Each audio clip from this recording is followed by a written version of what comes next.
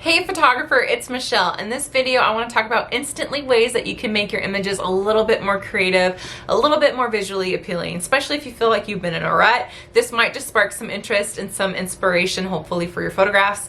And just for clicking on today's video as a thank you, I have a free gift for you. If you struggle with what to post on social media besides like sneak peeks or about me posts, and you just need some ideas of captions or just ideas of what to post, then I've got you. I have a freebie down in the description box below of different social media prompts that are neither one of those two. So grab that down in the description box below and let's get into this video.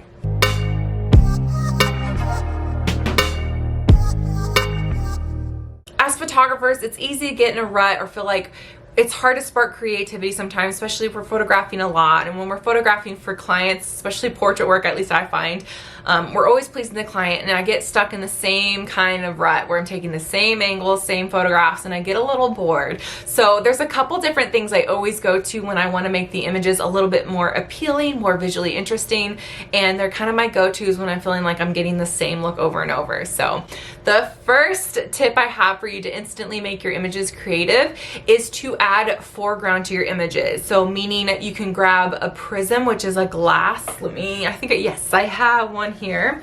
I got this just on Amazon. I can try to link it below if I can find it. Really cheap.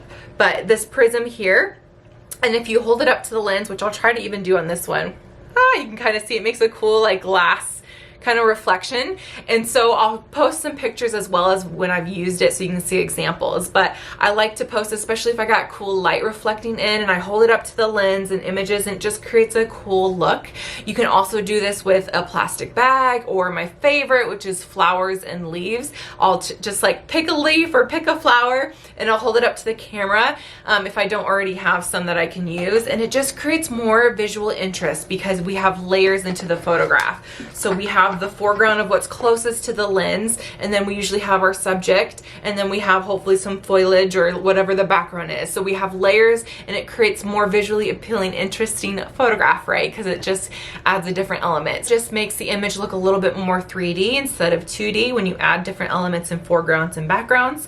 And this does take a little practice as far as like where to place it on the lens, and it depends on what you are using to create this kind of interest. So I usually try to always at least frame the image. Like if I have a whole bunch of flowers, I like to create a little bit of space when I'm holding it up to my lens so that my subject's in the middle and it's being framed. Or I always put it on the sides, maybe on the bottom. I don't often put it on the very top. That usually looks a little funny sometimes, but I always try to think of it as I'm framing my subject, and it just creates, again, more visual appealing. But it does take a little practice, and you really want to make sure that your thumb is off.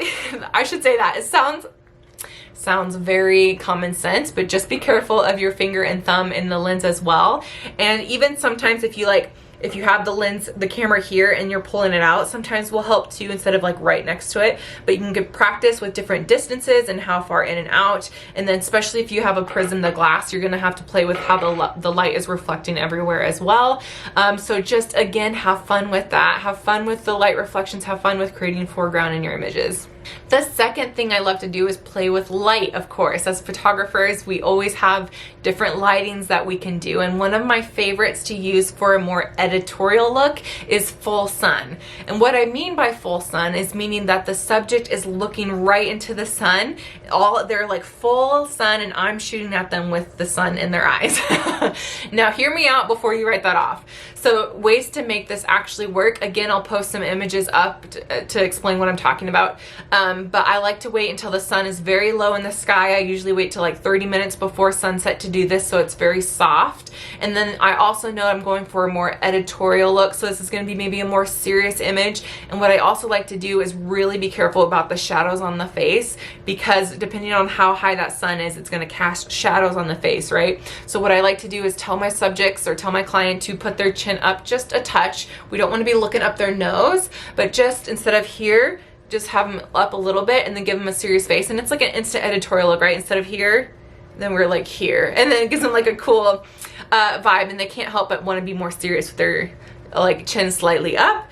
And it gives, again, what that will do is it'll eliminate some of the shadows under their eyes, because that's my biggest thing. A little bit of shadow under their nose that's what looks natural, but you don't want like huge shadows under their eyes. So by lifting up, it eliminates kind of the hood over the eyes kind of look. So that's also what to keep in mind. And again, I would keep the expressions maybe more serious to give a cool editorial vibe, but of course you can smile as well, but again, it'll cause a little bit more creases in the face, a little bit more shadows. So especially on women, you just need to be careful. Guys can get away with like a sharper looks, more contrast, but especially for women, we want to keep those shadows soft in general. It's just more flattering look.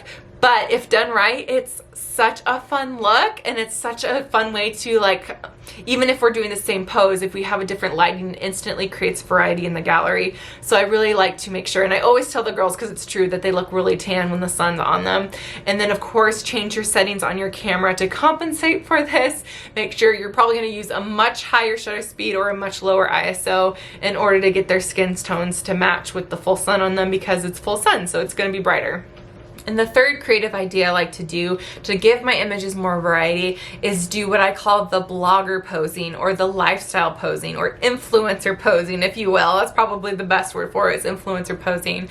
So meaning, especially because I work with a lot of high school seniors, they love this style of posing, and I can get away with it a little bit more often. It's like my version of candids for a senior, because with families it's easy, they have someone else to interact with, to look at, to laugh with. With the senior, they're by themselves often, and so it can be a little hard to get those candid moments. So these are the ways that I do that. So some of the prompts I tell them is to walk away from me and then look back over their shoulder at me, or like I cat called them. That's what I like to say, is like, so walk away from me and then look over your shoulder, give me like a little smile. And that's kind of a fun way to do the over the shoulder look. I also like to do a lot of looking away ones, especially for senior portraits. Obviously, I'm going to get a ton of them looking at the camera, but you don't have to have every single one of them looking at the camera.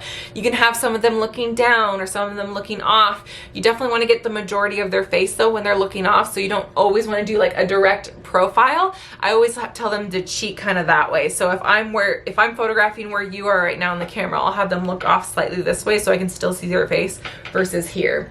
And it's just, again, fun ways to just change it up, to have them look other places. And then you can also study some influencers. So you can ask a couple of the girls, if you don't know of any, some fashion bloggers or influencers, and you'll notice a lot of them like to do these crazy angles. And I'm very careful about this one, but I do want to suggest it in case you want to try it out. I don't love the really long, the really extreme angles where like I'm on the floor and I'm looking up their nose. I don't like that. However, it is fun to just play around a little bit, especially if you have a slimmer girl. This is usually more flattering, but you put the camera a little bit lower than their eye level and have them put a leg out in front, and it gives them a very long leg look, and they can put their hands on their hips and maybe look off to the side, or what I say is hold the individual purse, so they have acting like they're holding their individual purse looking off to the side. And that's a really cute like insta shot for that one too.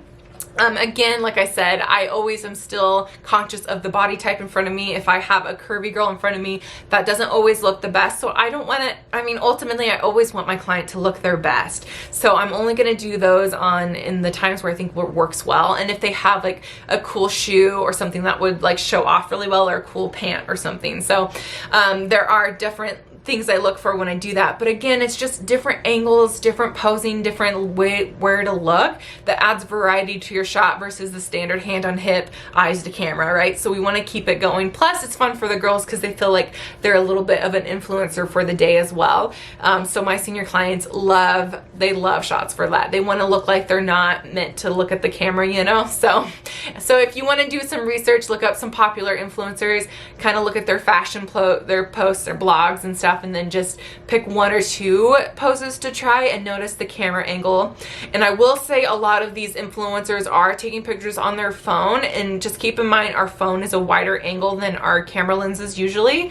I do tend to use the 35 for images like that. It just gives it more of that kind of feel to it, but you definitely want to be careful of like bobbleheads or weird distortions with those kind of looks for that camera.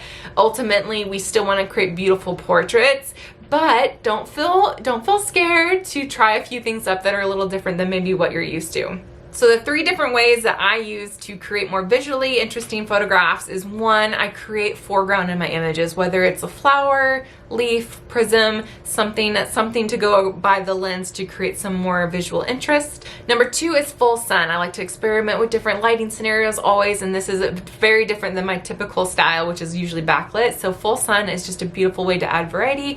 And then number 3 is the blogger or influencer images. So the looking off images, the looking down, or the slightly different camera angles to create that very Insta worthy image. I hope these tips were helpful, maybe jogged some inspiration for you to try out. So comment below your favorite idea that you want to try out, and feel free to always tag me if you do try these on your images. I would love to see how your work turns out, and I would love to support you in that way. And don't forget about your free gift in the description box below. And as always guys, until the next one, I'll see you in the next one. Bye.